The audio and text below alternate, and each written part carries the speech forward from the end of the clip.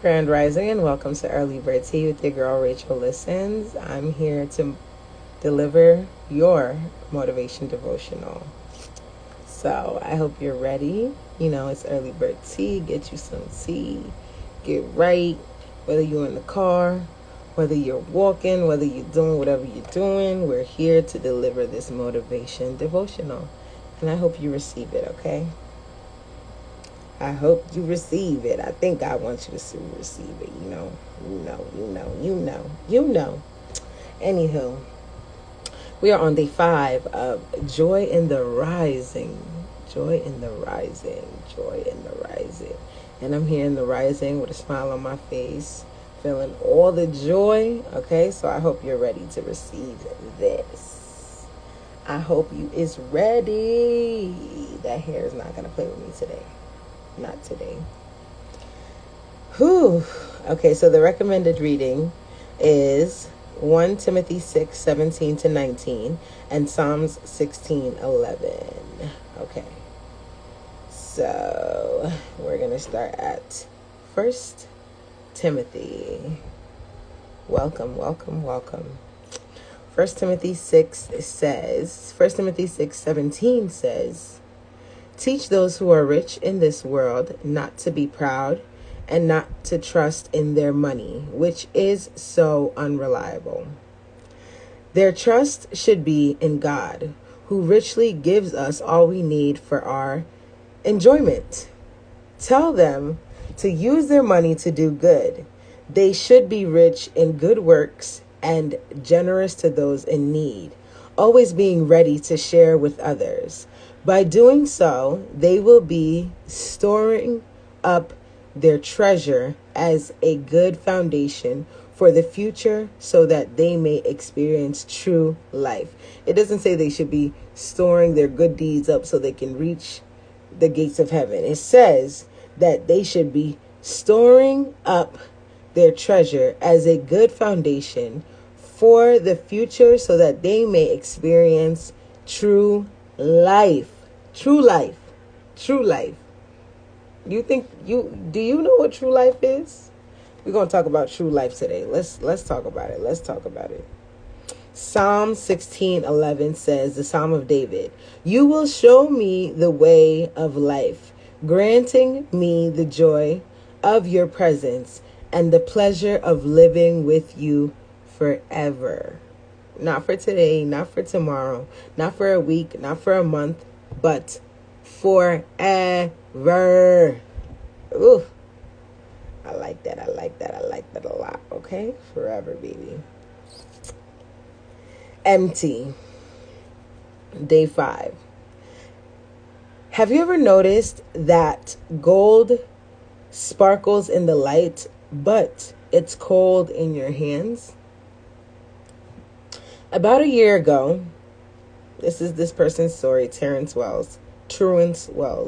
About a year ago, I was sitting in my song writing room at my house, thinking about the amazing fact that I have a room in my home that Laura let me decorate any way I wanted. Major win. The room that was there exclusively as a space to let my creative juices flow. This is a stark contrast from the previous 2 decades of creative spaces. I used to write and record closets or under a blanket at a dining room table. What a tremendous blessing. I took a long look around the room, admiring my deep green walls that held several plaques that serve as memorial stones from songs that, by the grace of God, have connected with people all over the world. Yes, guys, he's an artist. That's why he's talking like this, okay? Tauren Wells. If you don't know any of his songs, look him up. You'll find some, okay? I didn't know any of his songs till I saw yesterday that he had a song with Elevation Worship. And y'all know I love Elevation Worship. So I definitely was like, okay, Tauren, go ahead. Anywho, I took a long look around the room, blah, blah, blah. I read that. Da, da, da, da, da, da, da, da, da. What a blessing. I could hear the busy little feet of my then 3 boys, welcome, on their latest adventure through the ceiling. They were probably in ninja costumes with flashlights and all types of makeshift weapons. As they hunted make-believe monsters. What an incredible blessing. In the one room, my amazing wife was preparing the house for our family that would soon gather to celebrate a televised award ceremony that I had the privilege of being featured in. It's the dream. What a blessing.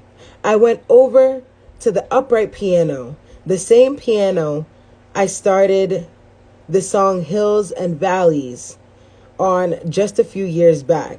With all the good that surrounded me and with all the beauty that filled my life, I thought when my hands touched the keys, a song of gratitude and praise would burst out.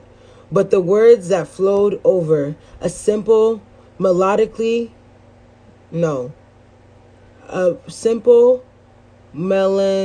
melancholy chord progressed were, you could have it all and still feel empty. Was my life full but my soul empty? If it was, I wasn't aware of what was happening beneath the surface. If it were true, how could I feel this way? Here I am surrounded by more than I could ever need or deserve. A beautiful family, a flourishing ministry and career, yet still an intangible longing persists. Solomon, whom most credit to be the gatherer and distributor of the wisdom of Ecclesiastes, was the wisest man who ever lived. He was also one of the wealthiest, revered, successful people in all of history. He shared the often overlooked truth about God. He shared the overlooked truth that God has placed eternity in our hearts, a universe-sized expanse that would swallow the world whole if it could and still be hungry. Wow, what a remarkable insight that helps us clarify the feelings that so often rise to the surface. Even when things are going well and other dreams are coming true, even if someone is good, even if someone is a blessing, even if someone is a gift from the very hand of God, it's still not God, and is therefore unable to quench the thirst of what we crave most. You heard that? Regardless of how much love and how much someone looks like God and how much someone just brings joy and happiness into your life, it still cannot quench the thirst of what we crave most. Only God can quench that thirst. Note to self, only God can quench that thirst.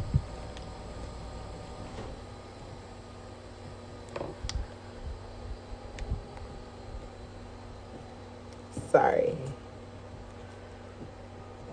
Oh, goodness. Oh, yes. Thirst. I have to write it down, man. A friend of mine sent a book, 40 by 40, recently, and I have been spending a lot of time with it. In their commentary on purpose in life, the author Peter Greer and Gray Lafferty shared 2 profound perspectives that made me evaluate my life in a whole new light. You have to face the meaninglessness of your self-made life. You heard that? You have to face the meaninglessness of your self-made life before you can consider life from another source. Yeah, I know. They go on to quote, They go on to quote George. They go on to quote George Bernanos, who smoked me right in the face with this quote. In order to be prepared to hope in what does not deceive, we must first lose hope in everything that deceives. I'll read that again. In order to be prepared to hope in what does not deceive, we must first lose hope in everything that deceives. We have to reset our expectations. I'm trying to ask myself more questions about the motives behind the expectations I have set. I'm a goal person. I am a goal person. I resonate to this. I'm a goal person. I love setting and achieving goals. I don't want to waste my life for anything, great or small, God gave me to fulfill his purpose. I think that's good for the most part, but I'm trying to readjust what I am expecting to receive from the things that I want to accomplish.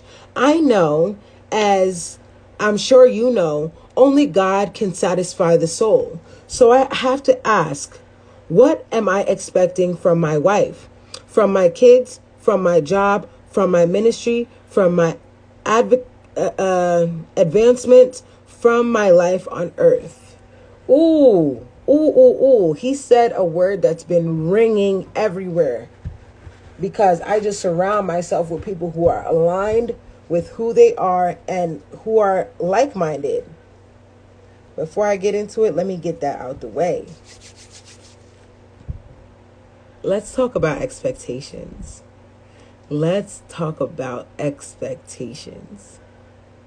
Expectations are something on a whole nother level. And you really have to align your expectations with what you want. And you have to be realistic with that. You have to be realistic with your expectations. Okay? You have to analyze it and you have to write it down. This is a recommendation. Recommended. This is homework right here. Write down the people, the things in your life that you tap into on a regular basis, and write down what you expect out of each and everything. And if you don't want to write it down and you're overthinking the process, think about it. What do I expect out of my job? What do I expect out of my friends? What do I expect out of my family? What do I expect out of my siblings? What do I expect out of my God? Okay? And I do this, and I'll give you an example. For me, what I expect out of my God is I expect him to show up in every moment, show up in everything, show up in every song. Yes, I break it down even to the song because I know I listen to a lot of music. And regardless if I'm not listening to gospel music, that doesn't mean I don't expect God to show up in whatever music I'm listening to. I still expect him to show up. Show up in the things that I hear, show up in the things that I see, show up in the things that I taste, show up in the things that I smell. I want God to show up in everything, every single thing down to the T. And the only way he's going to be able to know what you expect him to show up in and how you expect him to show up in is by you saying it, telling him, writing it down, and reminding him consistently, Lord, I need to see you here. I know you want to see me in the church, but I need to see you in my day-to-day. I need to see you in my job because you know how much they try me. I need to see you in my children because you know how annoying they can be. I don't have children, but I definitely do have some siblings that I almost raised. So I fully understand. I need to see you in my partner. I need to see you in everything. And when you set those intentions, make those intentions known to those who you are with on a regular basis. For example, if you're in a relationship and you're with your husband and your wife on a regular basis, let them know, let them in. I let my friends know. I let people know. I let my church group know my expectations for God. Just keep it up. Grand Rising. So you need to set those expectations and you need to tell the world what you are expecting out of everything, out of every single little thing, and let everyone know what you expect out of them. That way people can know what to add into your life and know. Because for me, when it comes to expectations, and if people let me know their expectations, then I can be able to have discernment and ask myself, can I bring that to the table? Can I do it? Can I not? So on and so forth. And then that way you're also able to align yourself with people who are supporting your cause. Okay? Ooh, that was a good one right there. If I'm expecting them to give me what only God can, well, I'll always feel empty. An even greater truth to acknowledge is that we will never feel ultimate fulfillment or satisfaction here on earth. So get used to feeling unsatisfied, because we're not made to feel satisfaction 100% here on earth.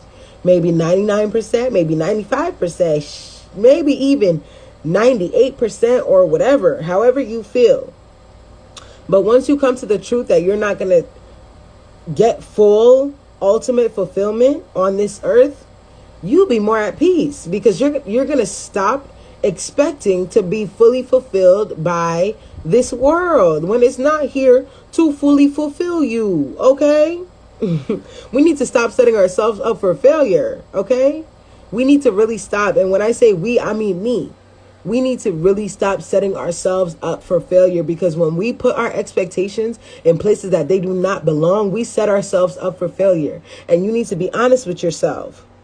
That can be frustrating in a way, but the soul aches. The soul ache is a persistent reminder that one day we inherit heaven, and one day, stepping on to that golden shore, we will breathe deeply in relief that our soul finally has everything it's always wanted. When you